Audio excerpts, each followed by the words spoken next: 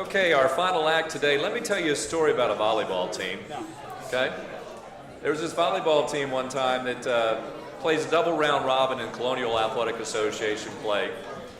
And it goes through the first 8 matches and comes out in the bottom half of the standings with a record of 3-5 and just 1 game above 500 overall, 11 wins and 10 losses.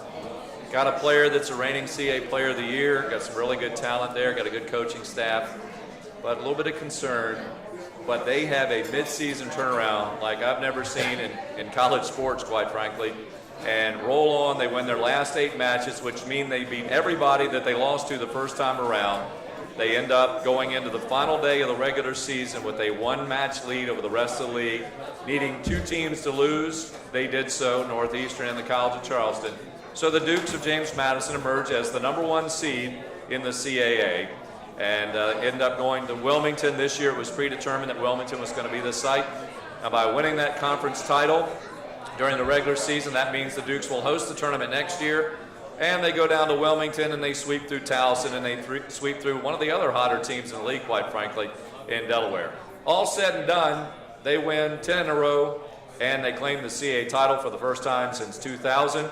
Lauren Steinbrecher and the Dukes are going dancing, and they will find out where they will go right here at O'Neill's Grill on Sunday night, the selection show on ESPNU. That's right, Monica. She is going to be a hostess. She was pretty chill when we got here, by the way, guys. And so Monica and the O'Neill's Grill will host the Dukes here on Sunday night. Come on out and enjoy the selection show. We'll see where the Dukes will play and who they will play. And with her own version of that story, we're going to bring in Lauren Steinbrecher. Lauren?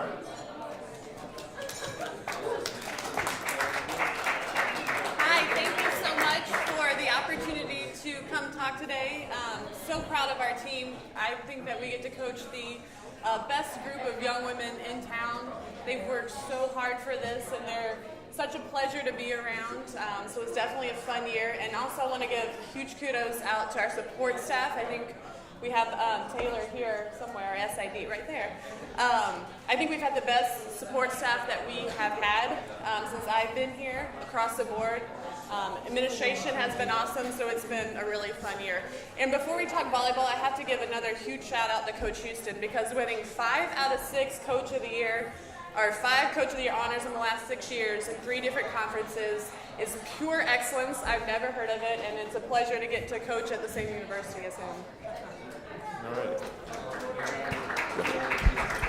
What was the difference at 3 and 5 where you made the turn? I mean, what was the change? Was it an internal team thing? Did you have a message you can bottle and sell to other coaches around the country? What was the difference? I wish. If I did, I wouldn't sell it. I would keep it forever. I think we underperformed early on. We had, in some key positions, we had some new players, some younger players, and it took us a little while to get that flowing. We switched our lineup with our L1, L2, and our M1, M2, and the matchups became a little bit different. But, I just give credit to the players, because if you look, I'm a big numbers person, and if you look at our stats from the first half to the second half, there's just major improvement, and it's credit to them for coming in. So many of them came in early to practice, and they trained, and they worked hard, and they have a lot to show for it.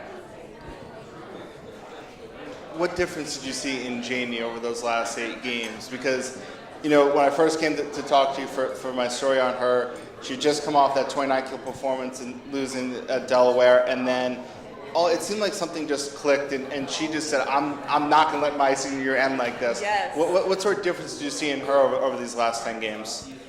To be honest, Janie was dominant for us the whole season. She really was. And I think what made the change was the rest of our team kind of caught up a little bit.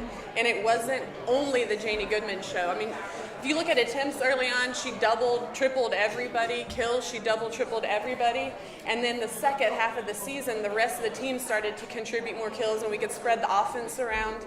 And I think that's what made us a better team. But, Janie, I cannot put into words how special she is. She was a huge senior leader for us this year, so competitive, so confident, just a great person. And, kudos to her, because a lot of JMU volleyball success can be attributed to her.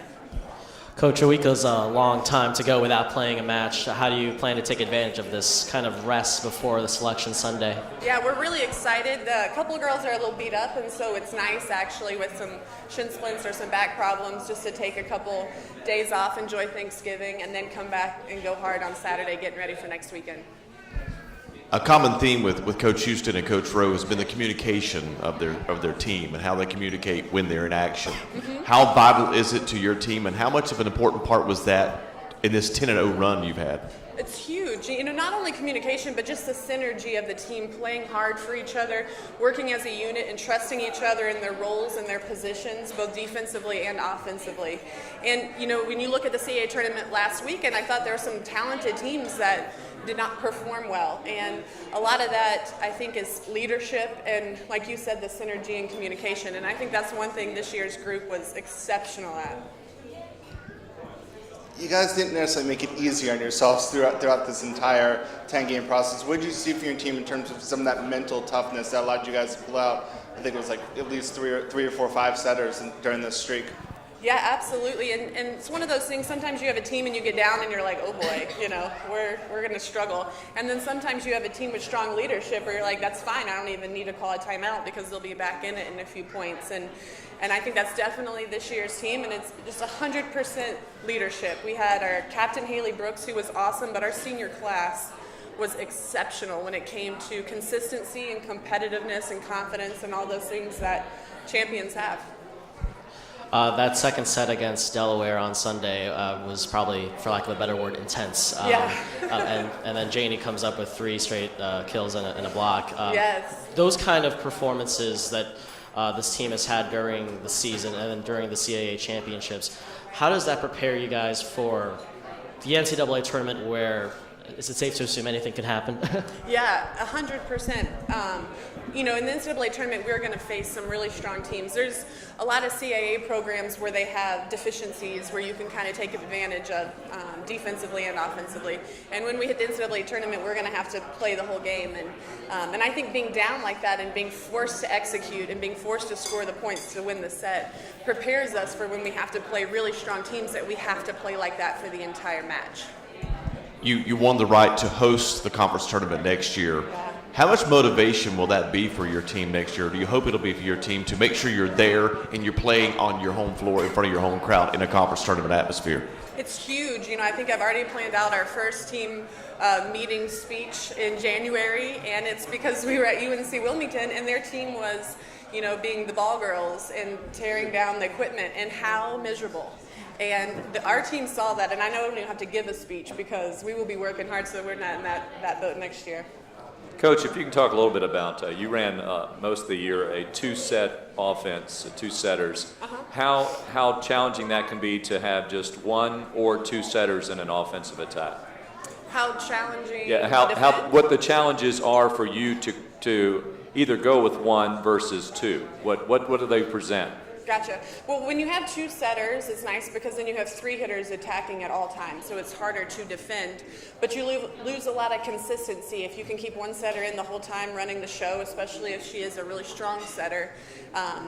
That's usually what is going to make you the best. But we were loaded this year with attackers, and Kate Whitmire, one of our seniors, came in huge on the right side because Janie played 6 rotations last year and back row was phenomenal. But I think Kate came in this year and played extremely well on the right side in those rotations that Janie would have been back row.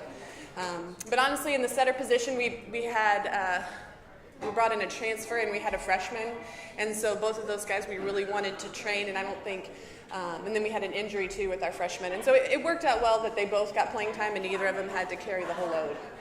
You talk a lot about Janie Goodman, but you also have to play some pretty good defense. Yes. At the net as well as everywhere else on the floor. And one of the first time you've had a defensive player of the year since Jenna Pearson won it in 2006. I loved watching Jenna Pearson play. And Taylor Austin, I made a tweet, I was trying to be funny, that somebody needs to check the top of her head at the end of the match because she gets so excited. I think she bumped her head on the ceiling when you won it all. I mean, she's just an incredible athlete. So fun to watch and play, but if you would just kind of address what she brings to your team. In a lot of ways, I've talked a lot about our senior leadership, but in so many ways, she's the heart and the soul and the spark plug of our team. I don't know that I've ever coached a better athlete, and I know I've told you this a couple of times. As good as Janie is on the opposite, Taylor is just as good in the libero position. She's a great passer. She's an exceptional defender. She's just so athletic. She can get to the digs, but not only does she get them up, she gets them to target, which you don't see a lot, especially at these levels. But she's a joy to coach. She's just like an all-around competitor who loves volleyball and is just a blast to play with and to train. A lot of us in this room have had the pleasure of seeing multiple JMU programs grow from softball, football, women's lacrosse, just to name a few. How has this moment been kind of years in the making as you've seen this program grow over the years? Yes, that's a great question. I've been here for 7 years. I don't think that personally I've ever worked harder for anything in my life, and I really mean that. And I got to give huge kudos to a lot of our alumni who built the foundation, and I know a couple years we got hit like last year with Megan Niski blowing out her ACL. And all those players, you look at the seniors last year, and so many players, even going back to 2010, who really worked hard and built the foundation for this program. And I texted as many of them as I could and just said thank you, because their heart and soul and blood and tears and everything went into this one as well. Talk about your recruiting a little bit. Where's your recruiting base? How wide is it? Where do you go to recruit? And how do you have to do it in season? Do you have to do it in tournaments? How does that work for you? Yeah, Casey Steinbrecher, who is my husband, but also associate head coach, he's our recruiting coordinator, and he does a fantastic job. The East Coast and the Northeast, I would not say, would be considered volleyball powerhouses for high school volleyball. Mostly Midwest, Florida, Texas, obviously West Coast. And so we definitely recruit nationally, all over the country. But there are a lot of really good, JD Goodman is an example, Taylor Austin, of volleyball players in Virginia who are extremely athletic and who you can get to come into JMU and just can explode. And those guys have done a great job. But yeah, huge kudos to Casey. I think that we are one of the most physical teams in the CAA, both in strength and how high above the net we can play. And so recruiting is a year-round. We recruit in the fall, not as much, but a significant amount in the spring, just about every weekend.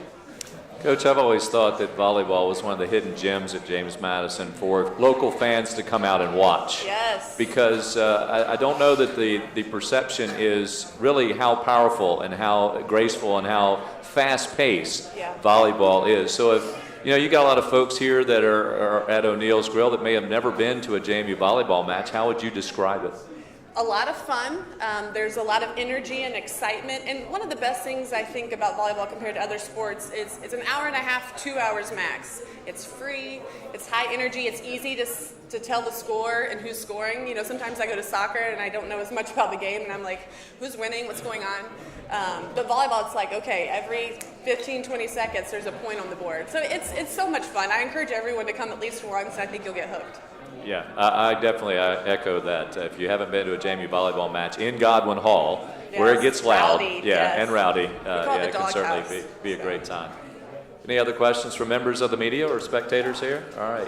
Lauren, thank you very much for joining us. Best of luck. Again, we'll be back here on Sunday evening, 9 o'clock, the selection show, ESPNU. We'll have a little watch party here, and maybe you'll have a watch party wherever you are to see where the Dukes will get a chance to play in the NCAA tournament. One other thing, though, Lauren, is that I've said that you're going dancing, but that's nothing new for the Dukes. They seem to be dancing all the time, all the time.